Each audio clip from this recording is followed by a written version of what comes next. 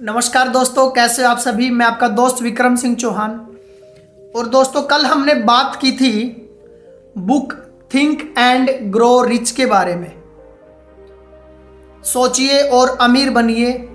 ये बुक दुनिया की एक ऐसी बुक है जिसने इस दुनिया के अंदर सबसे ज़्यादा मिलेनियर लोगों को दिया है। ये बुक नेपोलियन हिल ने लिखी थी और इसमें उन्होंने लगभग 20 साल तक उस टाइम के जो भी सक्सेसफुल लोग थे उन लोगों का इंटरव्यू लिया था। उसके बाद उन्होंने ये बुक लिखी थी। दोस्तों, आज हम इसी बुक से एक डार्बी नामक व्यक्ति की कहानी को जानेंगे। उसको किसी ने बताया कि पश्चिम के अंदर सोने की बहुत सारी खदानें हैं। वो अपने घर से कुछ औजार लेकर उन सोने की खदानों को ढूंढने के लिए निकला।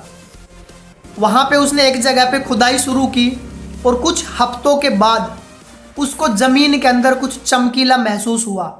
उसने ध्यान से देखा तो वहाँ पे सोने की एक परत थी, लेकिन खुदाई करते करते वो ज़मीन के इतने नीचे चला गया था कि जो करंट में उसके पास औजार थे उन औजार से ज़मीन के अंदर से सोना बाहर निकालना मुश्किल था। इसलिए चुपचाप उसने उस खादान को ढक दिया और वहाँ से ट्रेन पकड़ के अपने घर वापस आ गया। उसने ये बात अपने घर वालों को, अपने रिश्तेदारों को और अपने पड़ोसियों को बताई कि मुझे वहाँ पे सोने की एक खदान मिली है, लेकिन वहाँ पे उसको बाहर निकालने के लिए हमें मशीन की ज़रूरत पड़ेगी और उसके लिए मेरे पास फंड नहीं है। तो उन सब लोगों ने मार्केट से पैसा उठा के और उस सोने को ज़मीन के अंदर से निकालने के लिए मशीनें खरीदी। वहाँ जाके उन्होंने दोबारा से खुदाई शुरू की। खुदाई शुरू करने के बाद वहाँ से सोने की एक परत निकली। उनकी खुशी का कोई ठिकाना नहीं था।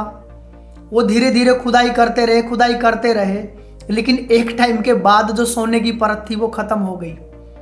अब जो थे वो लोग हतोत्साहित हो गए, परेशान हो गए, लेकिन उसके बाद भी वो लोग खुदाई करते रहे।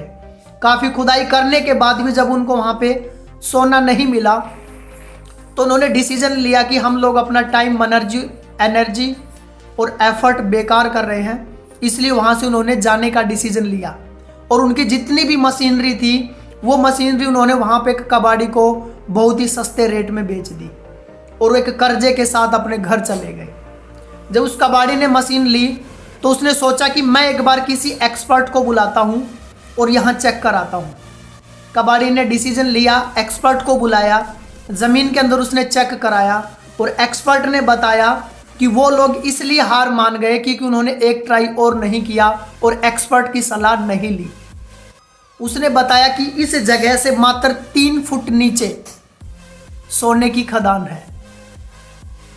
कबाड़ी की खुशी का ठिकाना नहीं रहा। उसने खुदाई शुरू कराई और एक्सपर्ट की सलाह के अनुसार ठीक उसकी 3 फुट के नीचे वहाँ पे सचमुच में सोने की बहुत बड़ी खदान निकली। उस सोने को बेचकर वो उस टाइम पे मल्टी बिलियनियर बन गया। उसके बाद जब उनको पता चला, जिन्होंने इसकी खुदाई शुरू की थी, मिस्टर डार्बी को और उनके परिवार को, तो वो लोग बहुत परेशान हुए। लेकिन इस चीज़ की उन्होंने ज़िंदगी में सीख ली। उसके बाद डार्बी ने किसी इंश्योरेंस कंपनी में काम शुरू किया और इसी सीख के सहारे कि कभी हार नहीं माननी चाहिए, लास्ट ट्राई और करना चाहिए, एक्सपर्ट की सलाह और लेनी चाहिए, उन्होंने लाइफ में बहुत अचीवमेंट ली। और यहीं पे एक छोटी सी कहानी उन्होंने और बताई कि एक बार वो अपने अंकल की पुरानी मिल के अंदर उनकी मदद करने के लिए चले गए, जहाँ पे वो गेहूं की सफाई कर रहे थे। उसी दौरान एक छोटी बच्ची वहाँ पे आती है। उनके अंकल के खेत में उनके पेरेंट काम करते थे बटाई पर।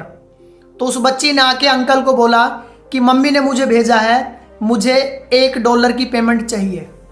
तो अंकल ने उसको डांट के बोला कि अभी $1 नहीं, अब तुम जाओ यहाँ से। बच्ची ने बोली ठीक है जाती हूँ, लेकिन वो गई नहीं, वहीं पे खड़ी रही। अंकल जी अपने काम में लग गए, उन्होंने ध्यान नहीं दिया।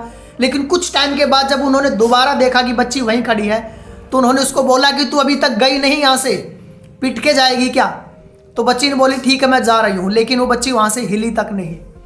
ऐसे करते करते अंकल जी ने 2 बार उसको बोला, लेकिन बच्ची सिर्फ हाँ में सिर हिला देती और वहाँ पे एकटक देखती रहती और बोलती कि मम्मी ने बोला है कि $1 लेके आना है, मुझे $1 चाहिए।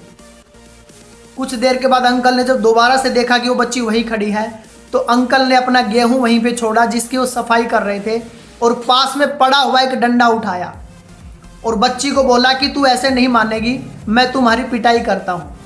और जैसे अंकल जी डंडा लेकर उस लड़की की तरफ बढ़े तो लड़की ने उस अंकल की आंखों में आंख डाल के बोला कि मुझे $1 चाहिए ही चाहिए। पता नहीं अंकल जी को क्या हुआ, उनके हाथ से डंडा छूट गया। उन्होंने अपनी जेब में हाथ डाला और उस बच्ची को $1 दिया, बोला जा बेटा मम्मी को दे देना। उसके बाद उनके अंकल ने और डार्बी ने डिस्कस किया कि इस बात का क्या मतलब निकलता है। तो उन्होंने इसका अर्थ निकाला कि जिंदगी के अंदर कभी भी ना का मतलब ना नहीं होता है, यानी हमें एक बार और ट्राई करना चाहिए। कहा भी है कि Fortune is in the follow up. आप लाइफ में कितना टिके रहते हैं, कितना पेशेंस रखते हैं, कितना नो को सुनते हैं। नो का मतलब होता है नेक्स्ट अपॉर्चुनिटी। तो दोस्तों मैं इस बुक के साथ दोबारा आप लोगों से मिलूंगा एक नई कहानी के साथ। तब तक आप साथी, अगर आपको हमारी कहानियाँ पसंद आती है तो चैनल को लाइक कीजिए, सब्सक्राइब कीजिए, अपने जानने वालों के साथ शेयर कीजिए। Thank you very much. जय हिंद, जय भारत।